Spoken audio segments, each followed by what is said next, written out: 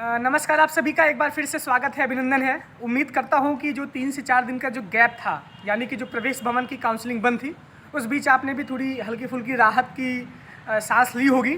और साथ ही साथ विश्वविद्यालय के तमाम जो कर्मचारी और अध्यापक लगे हुए थे, वो लोग भी राहत के बाद अब एक नई यूजर के साथ 28 तारीख को एक बार फिर से प्रवेश भवन पे काउंसलिंग में लगेंगे। इस दौरान आपके मन में बहुत सारे सवाल उठ रहे होंगे, क्योंकि 28, 29 और 30 की जो कट ऑफ है बीए की, उसके कट ऑफ लिस्ट आ चुकी है। उसमें सारे छात्रों को बुलाया गया है जो भी उस नंबर के अंतर्गत हों। लेकिन एडमिशन लेने आने के पहले हमारे मन में सवाल खड़े होते हैं कि हमको सब्जेक्ट कॉम्बिनेशन कैसे अच्छा मिलेगा। सब्जेक्ट कॉम्बिनेशन के लिए बहुत बच्चे परेशान रहते हैं, शायद आप भी उसी परेशान होने की लिस्ट में हैं। तो आज उसी विषय पे मैं चर्चा करने आया हूँ, आपको बताने आया हूँ क्या क्या विषय अभी बचे हुए हैं, क्या विषय आपको मिल सकते हैं, आप जो उम्मीद कर रहे हैं क्या उस उम्मीद के विषय आपको मिलेंगे आप जब एडमिशन लेने आएंगे, उस विषय पे आपसे चर्चा करने आया हूँ। वीडियो को आखिर तक देखिएगा, वरना आप लोग कन्फ्यूजन अपने आप में स्वयं पालते हैं जब आप वीडियो को पूरा नहीं देखते हैं तब। दूसरी बात यह है कि अब बात हम सीधे अपने मुद्दे पे करते हैं, सब्जेक्ट कॉम्बिनेशन के विषय पे। तो आपको ये पता होना चाहिए कि 3230 एडमिशन एससी कैटेगरी की काउंसलिंग होने के पहले हो चुके थे, और फिर एससी कैटेगरी में 255 एडमिशन हुए। तो अगर कुल मिला के मोटे मोटे तौर पे मान लीजिए तो लगभग 3500 की संख्या एडमिशन की हो चुकी है। 3500 विद्यार्थी मेन कैंपस में दाखिला अभी तक अपना ले चुके हैं। तो इस वजह से लगभग ये संभावित आखिरी चरण चल रहा है एडमिशन का। लगभग 4200-4300 एडमिशन होते हैं मोटे मोटे तौर पे, 300 से 400 सीटें खाली हो जाती हैं। पिछली बार 4200 का रिकॉर्ड था, और इस बार भी शायद वो रिकॉर्ड टूट जाए, क्योंकि तोड़ने की जद्दोजहद में हम लोग लगे हुए हैं कि कट ऑफ नीचे गिरवाई जाए। प्रशासन भी अपना सहयोग दे रहा है। कॉम्बिनेशन जैसे जैसे नंबर कम होते हैं, जैसे जैसे कट ऑफ कम होती है, वैसे वैसे कॉम्बिनेशन छटते चले जाते हैं। यानी कि जो विषय अच्छा रहेगा वो पहले से विद्यार्थी ले लेंगे। ये बात है कि अपने मन में आप विषय के लिए कोई डाउट ना पालिए।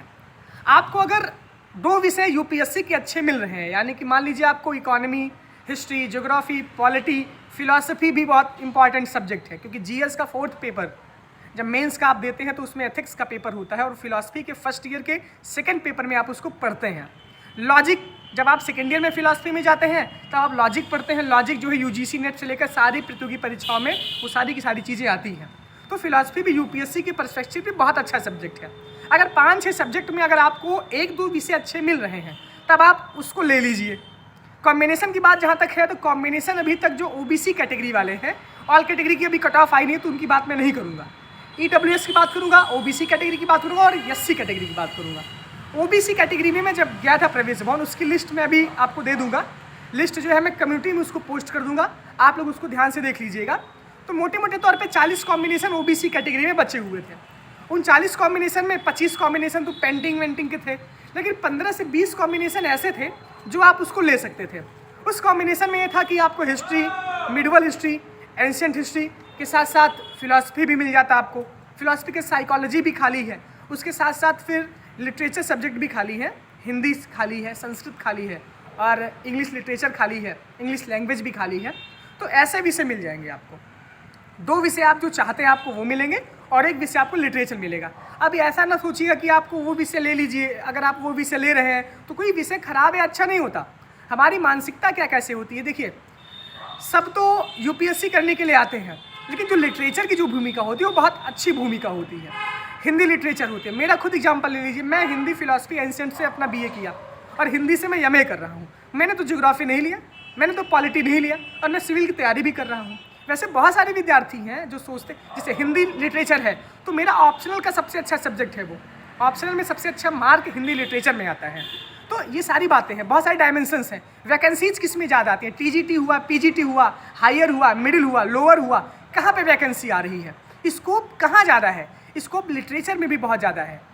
इसकी वजह से आप लोग बिल्कुल भी ये संशय ना पालें कि आपको विषय अच्छा नहीं मिल रहा है। तो ये विषय बचे हुए हैं, हिंदी बचा हुआ है, संस्कृत है, एक आध कॉम्बिनेशन में पॉलिटिकल साइंस बचा है, एंशिएंट हिस्ट्री है, मिडिवल आपको मिल जाएगा, फिलॉसफी के सब्जेक्ट खाली हैं वो आपको मिल जाएंगे ओबीसी कैटेगरी वालों के लिए। अब हम बात करते हैं ईडब्ल्यूएस वालों के लिए। तो आपको पता होना चाहिए कि ईडब्ल्यूएस कैटेगरी में अभी भी 190+ सीटें बची हुई हैं, 190 सीट। तो जो एससी कैटेगरी वालों का जो कॉम्बिनेशन अभी बचा हुआ है, शायद वही सेम टू सेम, कुछ हल्का फुल्का कम ज़्यादा ईडब्ल्यूएस वालों को भी मिले। तो मेरी पहली बात ये है कि आपकी पहली प्राथमिकता मेन कैंपस होना चाहिए। आप कॉलेज में भी जाएंगे तो कॉलेज में भी आपको मनपसंद सब्जेक्ट नहीं मिलेगा। आप सोचेंगे ज्योग्राफी मिल जाएगी, तो ज्योग्राफी लेने वाले आपसे बेहतर नंबर वाले कॉलेज में पहले पहुंच गए हैं। अगर आपको कैंपस मिल रहा है, अगर आपको 2 विषय अच्छे मिल रहे हैं, तब आप एक विषय लिटरेचर ले लीजिए। उसे संतोष करना नहीं कहते कि आप संतोष करेंगे, आप उस विषय में भी अच्छा करेंगे, आप अच्छा कर सकते हैं। Hindi philosophy ancient, English philosophy ancient, English philosophy medieval, education, history, तमाम चीज़ें हैं, अभी विषय बचे हुए हैं। तो EWS वालों की भी यही स्थिति है कि उनको भी 2 विषय आपके मनपसंद मिल जाएंगे। इकोनॉमी आपको मिल जाएगा, हिस्ट्री आपको मिल जाएगा, पॉलिटी आपको मिल जाएगा, उसके साथ साथ आपको लिटरेचर मिल जाएगा। तो ये विषय की बात है। बाकी आप 28, 29, 30 को तो आएंगे ही, आप कम से कम आ ही जाइए, क्योंकि जिनका नाम नहीं आ रहा है वो नाम के लिए तो तड़प रहे हैं, और जिनका कट ऑफ लिस्ट में नाम आ गया है, यानी मेरिट लिस्ट में जो आ गए हैं, उनको कम से कम एक बार कैंपस आ जाना चाहिए। और आप लोग एडमिशन यहाँ पर अवश्य ले लीजिए, क्योंकि इलाहाबाद विश्वविद्यालय में आने के बाद यहाँ की जो पॉजिटिविटी है, यहाँ की जो सकारात्मकता है और यहाँ का जो टैग है, वही हमारे लिए बहुत मोटिवेशन का काम करता है। हमारे ग्राफ को वो बहुत आगे पहुँचा देता है। SC कैटेगरी वाले जितने भी छात्र हैं, उनसे तो हम ये कहना चाहेंगे कि आप लोगों के लिए अभी भी बहुत अच्छे अच्छे विषय बचे हुए हैं, बहुत बेस्ट कॉम्बिनेशन बचे हुए हैं। अभी मैं उसकी लिस्ट कम्युनिटी के पोस्ट में डाल दूँगा, थोड़ी समय भी लग सकता है क्योंकि वीडियो बन रहा है, उसके बाद बैटरी लो है, तो जो भी होगा मैं आपको बता दूंगा। लेकिन SC कैटेगरी वालों के लिए अभी सब्जेक्ट कॉम्बिनेशन बहुत अच्छा बचा हुआ है। उसकी जो पोस्ट है, उसके सब्जेक्ट कॉम्बिनेशन को मैं आपके कम्युनिटी के पोस्ट में डाल दूंगा, आप उसको देख लीजिएगा। लेकिन मोटे मोटे तौर पे आज ये बात आपसे करने का मतलब ये था कि आप लोग 28 तारीख को, 29 तारीख को, 30 तारीख को अपने काउंसलिंग के लिए अवश्य आइए। इंतजार ना करिए, क्योंकि अब समय आखिरी चल रहा है। इसके बाद शायद जो ना आ पाएगा, इसके जो हाई मेरिट वाले हैं, जो अभी सोच रहे हैं कि एक आध कट ऑफ होगी, तो अब कट ऑफ नहीं गिरने वाली है। बहुत मुश्किल से एक आध 2 कट ऑफ अभी और आ सकती है, एक आध कट ऑफ अभी और रिलीज हो सकती है, जो आखिरी में बचे। लेकिन अब यहाँ से आप चूकिए मत। अगर यहाँ से आप मौका चूक गए तो आप कहीं दाखिला नहीं पाएंगे। पहले तो इसी वजह से विंटर वेकेशन का जो अवकाश हुआ है, उसका बहुत बड़ा बेनिफिट ये है कि हम कैंपस में पहले अपना देख लें कि हम कितना क्या विषय पा रहे हैं। उसके बाद कॉलेजेज में तो शुरू हो रहे हैं, तो कम से कम आप मेन कैंपस की तो काउंसलिंग में आइए। आपसे ये बात करनी थी। कॉम्बिनेशन पे आप बिल्कुल ना पालिए। देखिए, मानसिकता होती है, नज़र को बदलिए, नज़ारे बदल जाएंगे। अपना नज़रिया बदलिए भैया। विषय कोई बुरा नहीं होता। 135 साल पहले भी विश्वविद्यालय था, आज भी विश्वविद्यालय है। सक्सेस रेट देखिए कि लिटरेचर से कितने सक्सेस रेट हो रहे हैं। एजुकेशन से अगर आप करेंगे तो एजुकेशन जिससे आप जब MA कर लेंगे तो MEd के बराबर वो डिग्री हो जाती है। तो तमाम डायमेंशंस हैं, सब विषय के अपने अपने स्कोप हैं। अच्छा करने वाले हर एक विषय में अच्छा करते हैं, और जिनको बहाना ही बनाना है कि विषय अच्छा नहीं मिला, एडमिशन नहीं लिए, वो ज़िंदगी भर बहाना बनाते रह जाएंगे। आप इस साल एडमिशन नहीं लेंगे, आप कहीं और संस्थान में ले लेंगे, आपका मोरल वैसे भी डाउन हो जाएगा। तो यहाँ से बात करने का ये मतलब है कि आप लोग बिल्कुल भी अपने मन से सारी चिंताओं को एकदम दूर कर दीजिए, एक विश्वास बना कर आइए।